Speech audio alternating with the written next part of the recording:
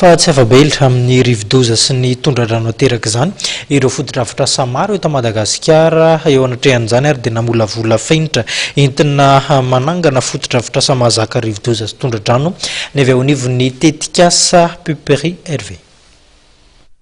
Fandaniana hatrany amin'ny $10,000 isan-taona no ampiasain'ny FID amin'ny asa fanarenana ireo foto-drafitra sasimba noho ny fandalovana rivodoza na noho ny tondra-drano. Mba ampianana ny fandaniana amin'ny fanarenana foto-drafitrasa dia namolavola fenitra fanamboarana ireo foto-drafitrasa izay mahatanty rivodoza sy tondra-drano ary torolalana ho fiarovana foto-drafitrasa momba ny lalana ny tetikasa Pupery. Ity tetikasa ity izay tanterahan'ny CPGU eo anivon'ny primature ary vatsian'ny banky iraisam-pirenena vola. Tanjona moa zany dia eo ilay tenentsika hoe réduction de vulnérabilité sy renforcement de résilience dia tafiditra ao anatiny iny moa zany ilay ataontsika hoe renforcement de résilience sy ny infrastructure résistance ny infrastructure satria ny fanarahana fenitra dia afahantsika amin'ny teny hoe afaka manana foto-drafitrasa raha ny tao-trano ny tenenina dia afaka manana foto-drafitrasa mahatratra any amin'ny 20 taona any zany tsika vao mety ho simba ary eo amin'ny 500 isan-jato zany ny tongony par rapport amin'ireo raha miohatra amin'ireo ataontsika hoe vidy telobidiny foto-drafitrasa tsotra tsy manara-penitra dia ny anankiray koa zany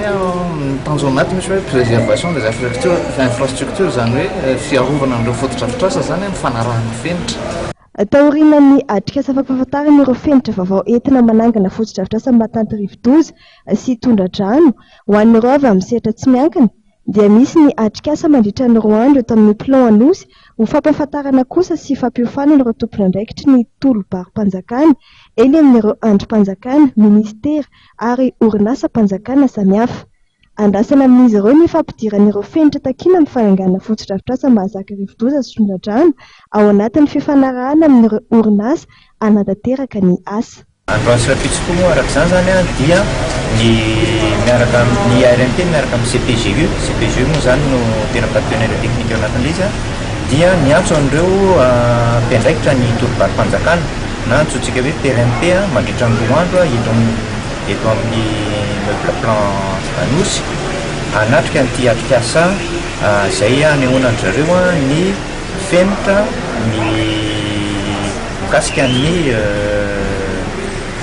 foto-drafitrasa mahatanty rivodoza voalohany foto-drafitrasa mahatanty ny tondra-drano ary foto-drafitrasa mahatanty ny lalana mahatanty